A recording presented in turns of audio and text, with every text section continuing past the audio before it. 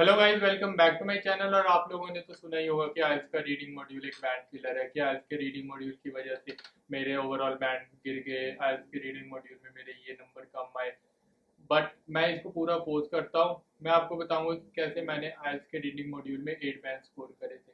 ये video specifically एक reading module के ऊपर ही होगी, जिसमें मैं आप लोगों के साथ सारी सैम्पल टास्क वाइज अप्रोचेज और उनकी डिटेल एनालिसिस करूँगा कि आप वो सारी चीज़ें अपने आइल्स की रीडिंग मॉड्यूल की प्रिपरेशन में एकदम इंक्लूड कर सकते हो, जो आपके आइल्स के रीडिंग मॉड्यूल के बैंड्स इंक्रीज करेगा, जो आपके ओवरऑल आइल्स के बैंड को एडिशनल पुश देगा। और स्टार्ट करने से पहले मैं आप लोगों को एक और चीज़ बताना चाहता हूँ कि मैंने आइल्स की एक प्लेलिस्ट स्टार्ट करी, जिसमें मैं अपना एक्सपीरियंस और आइल्स का डिटेल लिसनिंग मॉड्यूल की एनालिसिस और टिप्स एंड ट्रिक्स बता चुका हूँ। अगर तो आपने वो वीडियोज़ और प्लेलिस्ट नहीं देखी है तो उसे ज़रूर देखना। उसका लिंक मैं डिस्क्रिप्शन में और आई कार्ड में डाल दूंगा। वो आपको एक जनरल सेंस आइल्स के लिसनिंग एग्ज़ाम, उनकी डिटेल एनालिसिस और मेरा पर्सनल एक्सपीरियंस बताते हैं, जो आप उसमें से कुछ चीज़ें आप अपनी प्रिपरेशन में एकदम इंक्लूड कर सकते हो, जो आपके लिए बहुत हेल्पफुल रहेगी। So let's get start. So guys, before starting मैं आप लोगों को एक ब्रीफ इंट्रोडक्शन और स्ट्रक्चर देना चाहता हूँ रीडिंग मॉड्यूल का। रीडिंग मॉड्यूल दो टाइप के होते हैं, एकेडमिक और जनरल, और आज मैं आप लोगों के साथ एकेडमिक रीडिंग के बारे में डिस्कस करूंगा। सो एकेडमिक रीडिंग 60 मिनट्स की होती है, अगर आप कंप्यूटर बेस्ड दे रहे हो pen paper based, irrespective of either. So जो हमारा रीडिंग मॉड्यूल होता है वो 3 पार्ट्स में डिवाइडेड होता है, जो हमारे और क्वेश्चन डिवाइडेड होते हैं 13 13 14 करके। Like first 13 question first paragraph में, फिर 14 टू 26 सेकंड पैराग्राफ, और 27 से 40 लास्ट पैराग्राफ। तो इन ये सारे क्वेश्चन फ्यू टास्क में डिवाइडेड होते हैं। For example multiple choices, matching, summary, note completion, true false not given, diagram, flow chart. So आज मैं आप लोगों के साथ ये सारे टास्क की अप्रोचेस शेयर करूंगा कि आप इन टास्क को कैसे अप्रोच कर सकते हो कि आप ज़्यादा से ज़्यादा आंसर सही दे पाओ कम से कम टाइम में। क्योंकि यूजुअली सबसे ज़्यादा प्रॉब्लम जो बच्चों को आती है वो यही आती है कि हमारे पास टाइम ही नहीं है सारे क्वेश्चंस करने को। और मैं आपको बताऊंगा, अगर आप इन चीज़ों को फॉलो करोगे तो आपके पास टाइम ही टाइम होगा। आपके पास क्या पता एंड में 10-12 मिनट पड़े भी हो सबको दोबारा देखने के लिए। सो बट आपको इन चीज़ों को एंड तक फॉलो करना है कि आपके पास एक पूरा स्ट्रक्चर आ जाए कि मैं एक आइल्स के रीडिंग मॉड्यूल के एग्जाम को कैसे अप्रोच कर सकता हूँ। सो अब जो हमारे सबसे पहले टास्क होते हैं वो होते हैं नोट नोट कंप्लीशन और सेंटेंस कंप्लीशन कि हम इन चीज़ों इन टास्क को कैसे अप्रोच कर सकते हैं। तो मैं तो आपको एक यूनिवर्सल रूल बता देता हूँ। मैं आपको बोल लूँगा कि जब भी आपके पास देखो 3 पैराग्राफ होते हैं, तो बहुत लोग ये कहते हैं या बहुत लोग ये ट्राई करते हैं कि भाई हम पहले क्वेश्चन पढ़ेंगे फिर पैसेज पढ़ेंगे, बट मैं थोड़ा डिफरेंट अप्रोच फॉलो करता हूँ। मैं पहले सारे पैसेज को एक बार प्रूफ रीड कर लेता हूँ। स्टार्टिंग के 5 से 7 मिनट्स आप सिर्फ वो पैसेज पढ़ने को दे दो, एंड ट्रस्ट में आपका बहुत टाइम बचेगा। क्योंकि यूजुअली क्या होता है, जब आप नोट कंप्लीशन या किसी टास्क को अप्रोच कर रहे होते हो तो आप सिर्फ उस टास्क के लिए आंसर्स ढूंढते हो कि आपने पहले क्वेश्चन पढ़ लिए फिर आंसर ढूंढे। और जब आपके पास स्टार्टिंग के आपने 5-7 आंसर्स ढूंढ लिए, उसके बाद जब आपके बाद दोबारा 7 आएगा आप दोबारा वही पैसेज पढ़ोगे।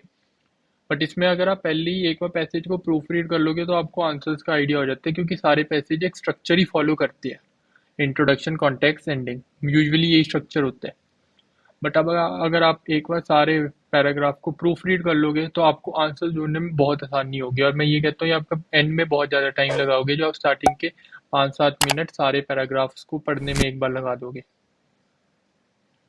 क्योंकि उसमें आपके पास आइडिया हो जाता है कि इस पैराग्राफ में ये चीज़ यहाँ पे है, साथ के साथ आप मार्क करते रहो जो जो आपको इम्पोर्टेंट लग रहा है, तो आपको पता चल जाता है कि ये चीज़ें इंपॉर्टेंट है। अब बारी आती है कि हम नोट नोट कंप्लीशन को कैसे अप्रोच कर सकते हैं। देखो, नोट कंप्लीशन की सीधी है कि जब आपने एक बार पैराग्राफ पढ़ लिया तो आपको स्ट्रक्चर का आइडिया हो गया। अब जो इतने भी ये नोट कंप्लीशन हो गया, सेंटेंस कंप्लीशन हो गया, इन ये पैसेज वाइज अप्रोच होते हैं इनके सिस्टमेटिक की। जो आपका पहला क्वेश्चन होगा एक सीक्वेंस ऑर्डर में ही चलेगा, पहले पहले क्वेश्चन का आंसर, फिर सेकंड, फिर थर्ड। तो इसमें जैसे ही आपने फर्स्ट क्वेश्चन का आंसर ढूंढ लिया, उसके बाद आपको सेकंड क्वेश्चन के लिए उस आंसर उस सेंटेंस से पहले जहाँ पे आपने फर्स्ट आंसर ढूंढा है उससे ऊपर पढ़ने की जरूरत ही नहीं है। अगर आप वो पढ़ोगे आपका वेस्ट ही होगा, क्योंकि हर वक्त उसका आंसर नीचे ही लाई करेगा। अब ये बात आती है कि हम इनको ढूंढ कैसे सकते हैं। तो इसमें सबसे इम्पोर्टेंट आता है कीवर्ड्स पे ध्यान दो कि क्या पूछ यहाँ पे क्या पूछ रहा है और यहाँ पे क्या दिया है। एक वो हो गया, और दूसरा अप्रोच हो गया कि आपके रीडिंग का जो एग्जाम होता है ना, उसमें यूजुअली आपकी अंडरस्टैंडिंग ऑफ वोकेबलरी चेक करी जाती है। क्योंकि सेंटेंस आप आंसर तो इसमें गिवन होता है पैराग्राफ में, वो 90% ऑफ द टाइम पैराफ्रेज होता है या फिलिंग द ब्लैंक्स टाइप ऐसी होती है या नॉट गिवन। तो आपको उसमें उसके हिसाब से आंसर को आइडेंटिफाई करना है। अब नोट कंप्लीशन में आपने जब पहले वाले का आंसर ढूंढ लिया, तो आपको पता है जब मैं सेकंड का ढूंढूंगा तो उससे पहले ऊपर का पढ़ने का मेरे को जरूरत नहीं है। और सेकंड में भी कोई ऐसी चीज ढूंढनी है जब कि फिलिंग द ब्लैंक्स हो गए, मैक्सिमम क्या होगा कि इसका आंसर डायरेक्टली लाई करेगा या तो इसका कोई सिनोनिम है कुछ वैसा लाई करेगा। तो आपको आपकी अप्रोच वैसी रहती है। सिमिलरली हमारा सेंटेंस कंप्लीशन में हो गया। ये जितने भी सेंटेंसेस है एक स्ट्रक्चर में घूम रहे हैं कि जो पहले वाला सेंटेंस है उसका आपको आंसर जैसे मिला, तो जब आप नेक्स्ट वाले क्वेश्चन पे आ रहे हो तो आपको उसके ऊपर देखने की जरूरत ही नहीं है। ये बहुत इजी होते हैं, इसका आंसर डायरेक्टली लाई करता है क्वेश्चन वो पैराग्राफ के अंदर ही, बट आपको बस थोड़ा पढ़ना पड़ता है। अब जो हमारे नेक्स्ट टाइप की होते हैं टास्क वो होते हैं जैसे हमारा समरी कंप्लीशन हो गए। अब समरी कंप्लीशन में भी दो टाइप के होते हैं, एक होता है जिसमें वर्ड हमें टेक्स्ट में दिया होता है, एक समरी दी होती है उसमें फिलिंग द ब्लैंक्स करने होते हैं। तो इसकी अप्रोच तो पुराने की तरह होती है कि आंसर्स गिवन होते हैं पैराग्राफ में, आपको वहां से उठा के लगाने हैं और एक स्ट्रक्चर फॉलो करेगा सिस्टमेटिक। बट इसके जो दूसरा पार्ट होता है selecting from a list of word या फ्रेजेस, तो उसमें थोड़ा सा बदल जाता है हिसाब, अप्रोच सेम होती है। बट इसमें जो फिलिंग द ब्लैंक्स है वो आपको इन नीचे ऑप्शन से सिलेक्ट करना है। तो ये जो ऑप्शंस हो गए ये मैक्सिमम उनके सिनोनिम्स या पैराफ्रेज हो गए, बट वो सेंटेंस का स्ट्रक्चर बना रहना चाहिए। तो ये अप्रोच होती है इसकी। अब नेक्स्ट टास्क आते हैं हमारे table completion, diagram completion, flow chart completion. इनकी क्या अप्रोच होती है? अब इनकी अप्रोच भी यही होती है क्योंकि ये सिस्टमेटिक ऑर्डर में चलती है। बट इसमें क्या होता है हमारा, इसमें जैसे एक में टेबल दिया होता है और इसमें फ्लो चार्ट दिया होता है, इन दोनों की सिमिलर अप्रोच होती है।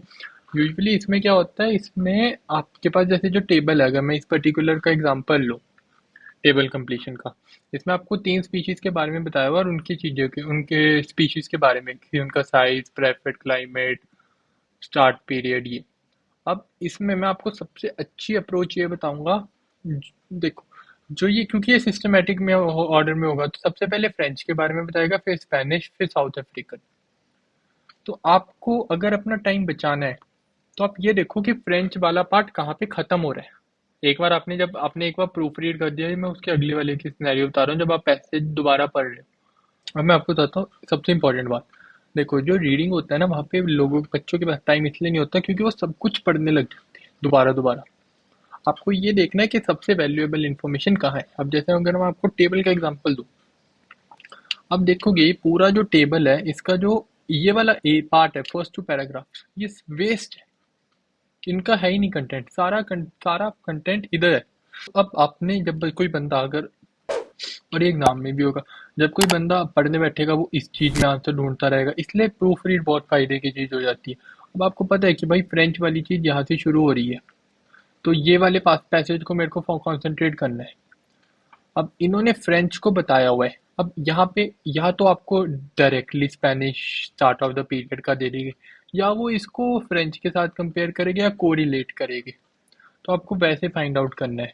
इसमें सबसे आसान क्या होता है, क्योंकि आंसर्स तो डायरेक्टली गिवन होते हैं, या तो उसको पैराफ्रेज कर देंगे या कोरिलेट कर देंगे या कंपेयर कर देंगे।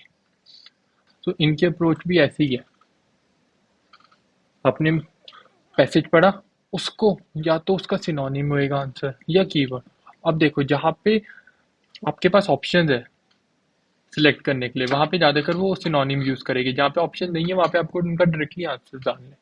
अब जो हमारी नेक्स्ट टास्क को आ जाते हैं वो आते हैं ट्रू फॉल नॉट गिवन या यस नो नॉट गिवन।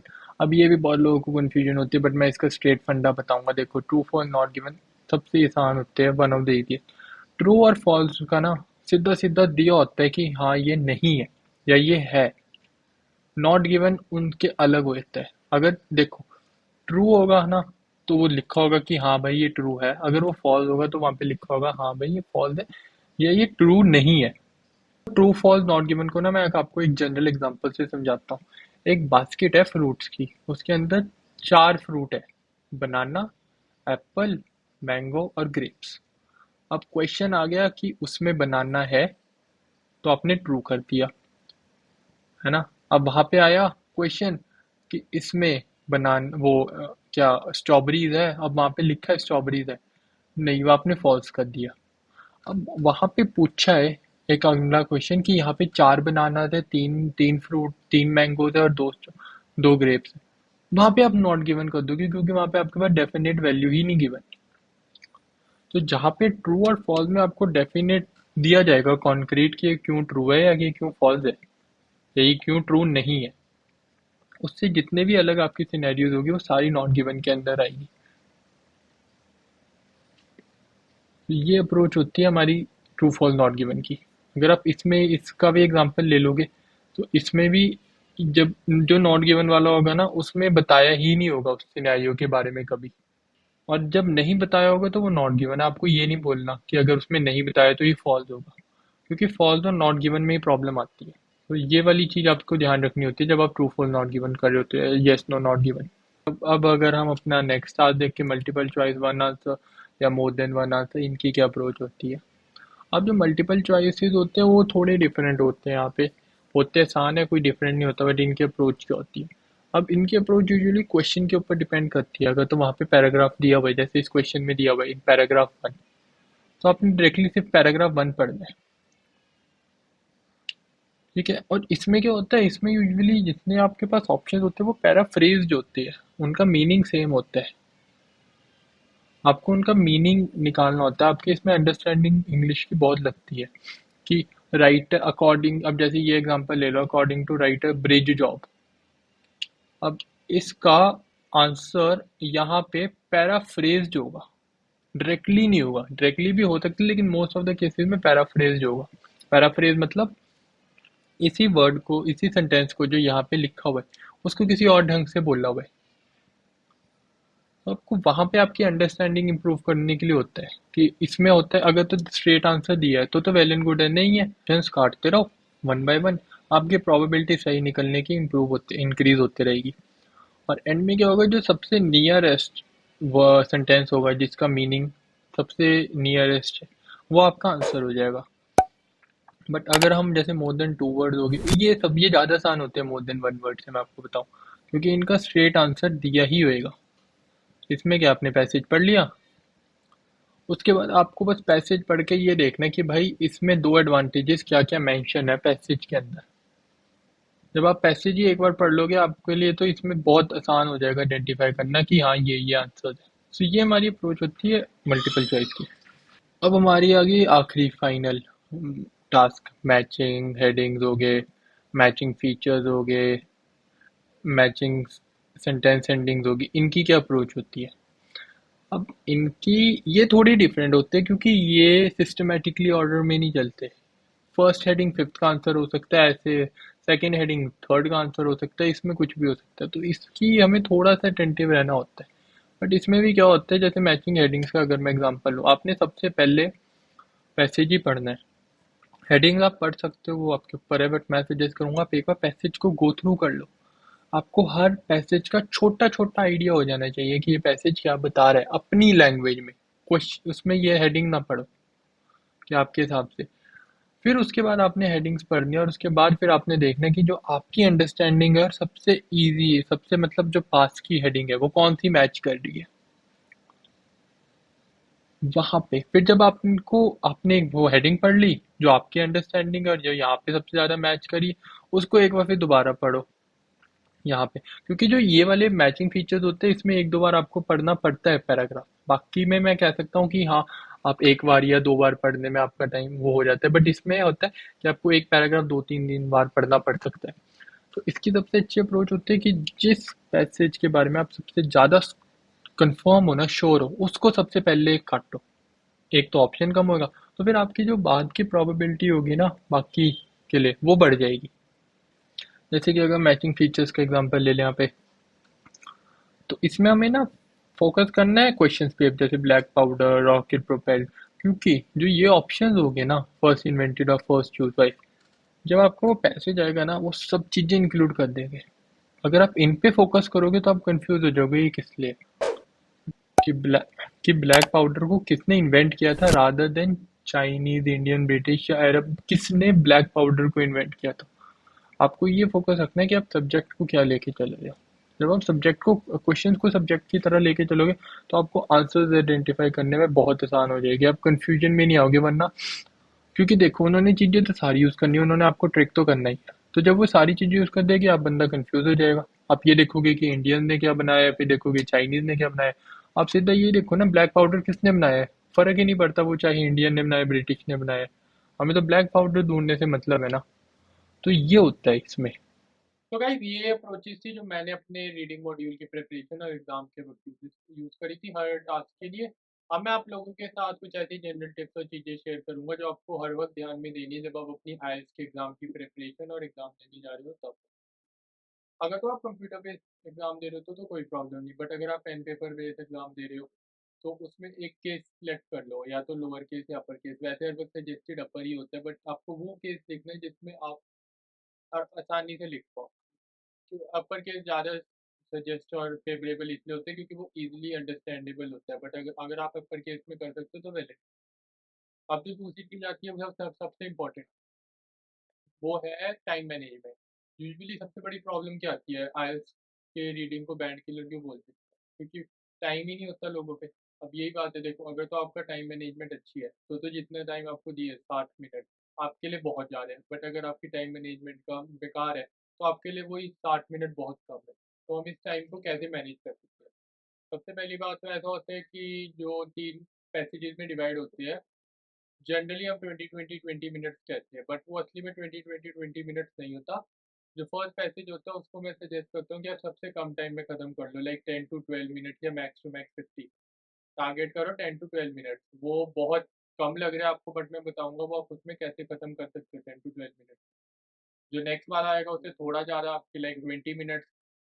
जो लास्ट वाला होगा उसके लिए आपके पास अप्रॉक्सीमेटली 25 मिनट्स बच जाएगी। तो आप वहाँ पे, क्योंकि जो लास्ट वाला होएगा वो टाइम कंज्यूमिंग होता है, वो ट्रिकी होता है। अब आते हैं कि हम कैसे कर सकते हैं भाई पहले वाले मॉड्यूल को 10-12 मिनट में इतनी जल्दी।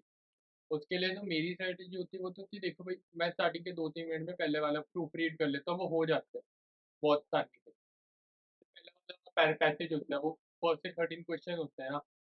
अगर तो आप प्रूफ रीड नहीं करते पहले, अगर आप पहले क्वेश्चन पढ़ते हो तो पहले जब आप 7 क्वेश्चन पढ़ोगे पहले टास्क के, आप पहली बारी को पैसेज को इतना अच्छी तरह पढ़ लेना कि आपको दोबारा पढ़ने की ज़रूरत ही ना पड़े।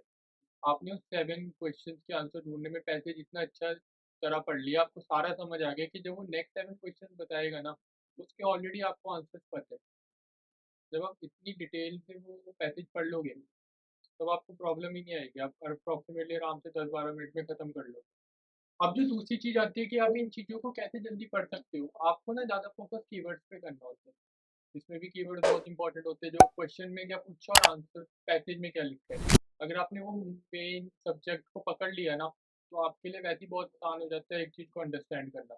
अब एक जो और चीज़ होती है, आपको ना क्वेश्चन इंस्ट्रक्शंस तो मतलब बहुत इंपॉर्टेंट होती है, क्योंकि हमारी गलतियाँ कभी कभार हम बहुत सिली मिस्टेक इंस्ट्रक्शंस की वजह से ही कर देते हैं। जैसे कि अब इंस्ट्रक्शन में तो अगर लिखा है कि वन वर्ड या वन आंसर लिया हुआ है, और हमने गलती से अब जैसे वन वर्ड में आंसर कैट था, अगर हमने अ कैट द कैट लिख दिया तो वो गलत हो जाए। आपको वन वर्ड ही लिखना है और नंबर में नंबर ही लिखना है। अब सपोज करो वहाँ पे लिखा है सिर्फ वन वर्ड और आंसर में कोई न्यूमेरिक नंबर बोल रहा है, वो आपको अल्फ़ाबेटिक में ही लिखना पड़ेगा। अगर आप न्यूमेरिक में लिखोगे तो वो गलत हो जाएगा। तो इंस्ट्रक्शंस का ज़रूर ध्यान देना कि वो क्या बोल रहे हैं, कि वन वर्ड है, नंबर है। और एक और चीज़ होती है इसमें कि अब जैसे कुछ इंस्ट्रक्शन में नीचे एन बी गिवन दिया होता है, that you may use word twice. तो इसका मतलब ये होता है जो इसमें से एक ऑप्शन होता है ना, वो 2 बार भी यूज़ हो सकता है। तो इसका ध्यान देना होता है कि अगर एन बी दिया हुआ है तो एक ऑप्शन 2 बार या 2 से ज़्यादा बार भी यूज़ हो सकता है। ये ना हो कि आपने एक ऑप्शन ई मार्क किया हो, अब आपको लग रहा हो कि मैं तो ई मार्क कर दिया, अभी दोबारा तो आएगा नहीं, लेकिन वो ई के 2 का आंसर हो। तो अब आपका यहाँ पे ये छोटी-सी सिली मिस्टेक की वजह से आपके 2 आंसर ऐसे ही गलत हो जाएँगे। तो आपको इस चीज़ का बहुत ध्यान रखना है कि जब आप पढ़ रहे हो तो आपको इंस्ट्रक्शंस रखनी है। और जो यूजुअली जो रीडिंग होती है वो ज़्यादातर आपकी वोकैब्युलरी और अंडरस्टैंडिंग के ऊपर होती है, आपकी पैराफ्रेजिंग, आप कितने एक किस चीज़ को कितनी अच्छी तरह समझ पा रहे हो। तो यहाँ पे जितने भी आपके सेंटेंसेस हो गए आंसर्स में, वो मैक्सिमम केसेज़ में पैराफ्रेज़्ड होंगे, कि वहाँ पे पैसेज में कुछ और लिखा होगा और क्वेश्चन में लिखा होगा कुछ और, उनका मीनिंग सेम होगा। आपको रीडिंग इम्प्रूव करने के लिए अपनी लैंग्वेज की अंडरस्टैंडिंग अच्छी करनी पड़ेगी, पैराफ्रेज़ेस समझना पड़ेगा, सिनोनिम्स। उसके बाद बहुत सिली मिस्टेक जो हम करते हैं वो होती है स्पेलिंग मिस्टेक। तो स्पेलिंग में आपको इसमें बहुत ज़्यादा ध्यान रखना होता है, लिसनिंग में भी, इसमें भी। कि स्पेलिंग आपके बिल्कुल ठीक होने चाहिए। अब रीडिंग का सबसे बड़ा फ़ायदा यही होता है, स्पेलिंग हमें पैसे से ही मिल जाती है। बट स्टिल अगर आपको एक बार स्पेलिंग को गो थ्रू करना ही है, और ये मैं सजेस्ट करता हूँ कि जब आप आंसर फिल कर रहे हो तो साथ ही गो थ्रू करो, कि जब आखिरी में जब आप अगर पेन पेपर दे रहे हो तो जब आप आंसर नोट डाउन वो कर रहे हो कॉपी, तो आपको तब कोई इश्यू ना आए, आपको तब दोबारा एक बार रीड ना करना पड़े स्पेलिंग सही है कि नहीं। आप जब अपने आंसर नोट डाउन कर रहे हो क्वेश्चन पेपर में, तभी एक ही बारी में आप सारे देख लो।